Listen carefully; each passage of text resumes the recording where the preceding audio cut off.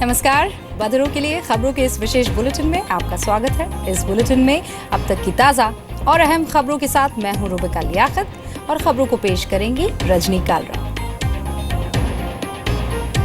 वित्त मंत्री अरुण जेटली ने टैक्स चोरी करने वालों के खिलाफ सख्त कदम उठाने के संकेत दिए हैं। एक कार्यक्रम में वित्त मंत्री ने कहा कि वो दौर अब जा रहा है जब सरकार से टैक्स चुरा लेना कोई गंभीर बात नहीं थी। ऐसा करने वाले कुछ लोगों को बेहद गंभीर नतीजे भुगतने पड़ेंगे। वित्त मंत्री ने कहा कि बीते 70 सालों से हम लोग इस सोच में जीते रहे कि सरकार से टैक्स की चोरी में कोई बुराई नहीं है। इसे कमर्शियल स्मार्टनेस के तौर पर देखा जाता रहा, लेकिन अब ऐसा नहीं चलेगा। Payment of legitimate taxes is a part of a citizen's duty. And non-payment is visited with severe consequences. We have lived through the last 7 decades in India under an impression that if avoidance could be done of government revenue, there was nothing improper or immoral about it. That was considered to be commercial smartness.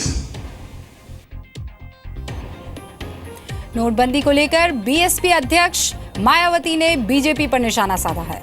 Mayawati ने कहा है कि नोटबंदी का फैसला जल्दबाजी में लिया गया है और अब बीजेपी के लिए मुश्किल बन गया है।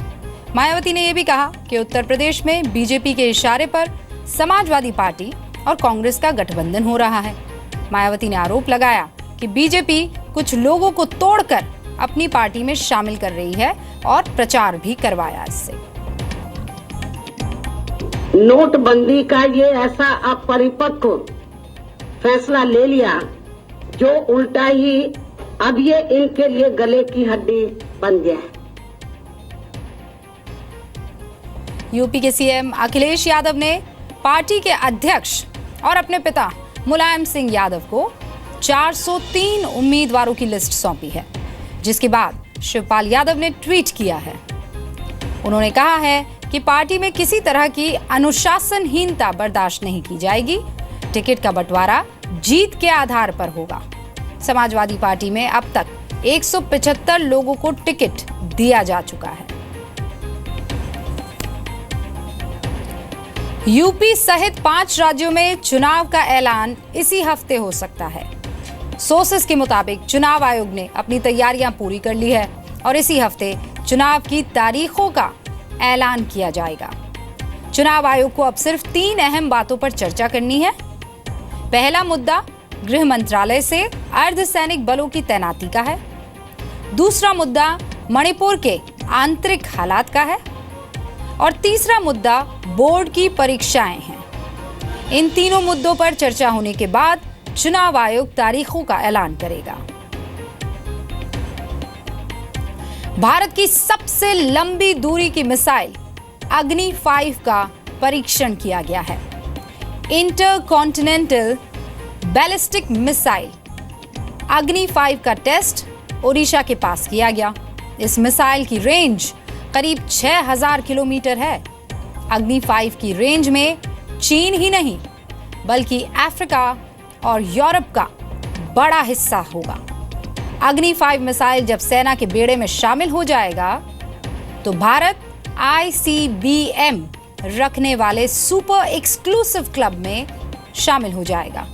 अभी भी इस क्लब में अमेरिका, रूस, चीन, फ्रांस और ब्रिटेन है। ऑगस्टा हेलीकॉप्टर घोटाले में सीबीआई की विशेष अदालत ने पूर्व एयर चीफ SP त्यागी को जमानत दे दी है। कोर्ट ने त्यागी को इस शर्त पर जमानत दी है कि वो गवाहों या जांच प्रक्रिया को किसी भी तरह से प्रभावित नहीं करने की कोशिश करेंगे। इसके अलावा उनसे यह भी कहा गया है कि वो दिल्ली और NCR से बाहर नहीं जाएंगे। इस मामले के 2 अन्य आरोपियों संजीव त्यागी और गौतम खेतान की जमानत पर सुनवाई 4 जनवरी को होगी। इलाहाबाद के धूमनगंज में गुंडागर्दी की सीसीटीवी तस्वीरें सामने आई हैं। कुछ लोगों ने सरेआम एक लड़के की पिटाई की। ये लोग सरेआम इस लड़के को पीटते रहे, लेकिन कोई उसकी मदद के लिए नहीं आया। पुलिस अब आरोपियों की तलाश में जुटी है।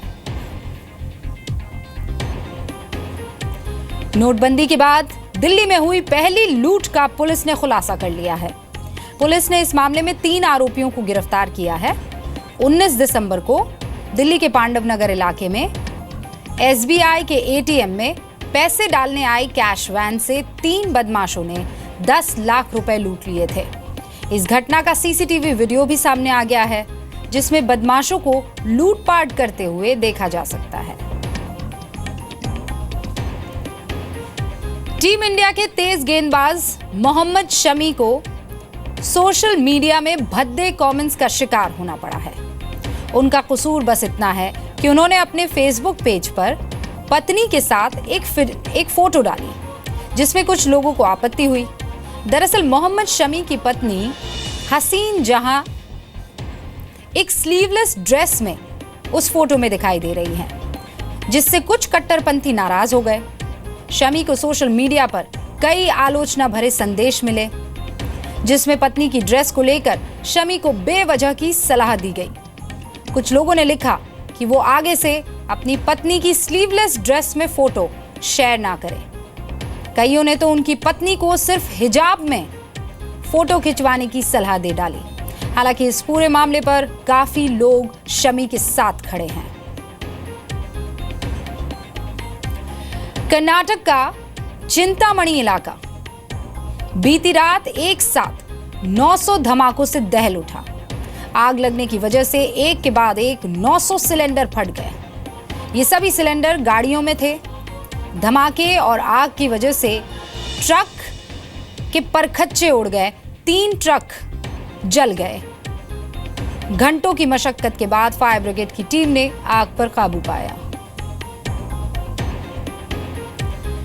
केरल के सबरीमाला मंदिर में हुई भगदड़ में घायलों की संख्या बढ़कर 31 हो गई है।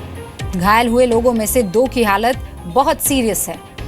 सबरीमाला मंदिर केरल के पथनमथिट्टा जिले में है। भगवान अयप्पा के मंदिर वाली पहाड़ी पर बीती रात अचानक श्रद्धालुओं के बीच भगदड़ मच गई, जिसकी वजह से मंदिर में लगा बैरिकेड टूट गया और भगदड़ मच गई। ये पहली बार नहीं है जब सबरीमाला मंदिर में भगदड़ हुई हो। इससे पहले साल 2011 में सबरीमाला मंदिर में मकर ज्योति के दिन भगदड़ में 106 श्रद्धालु से ज्यादा घायल हो गए थे।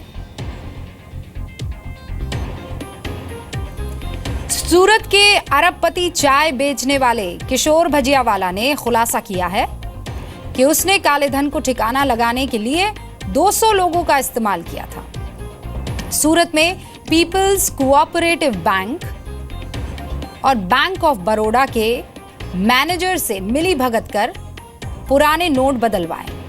किशोर भजियावाला के यहां छापे में अलग अलग बैंक्स में 33 अकाउंट मिले थे। किशोर भजियावाला के बैंक लॉकर्स से 13 किलोग्राम सोना और 180 किलो चांदी भी मिला था।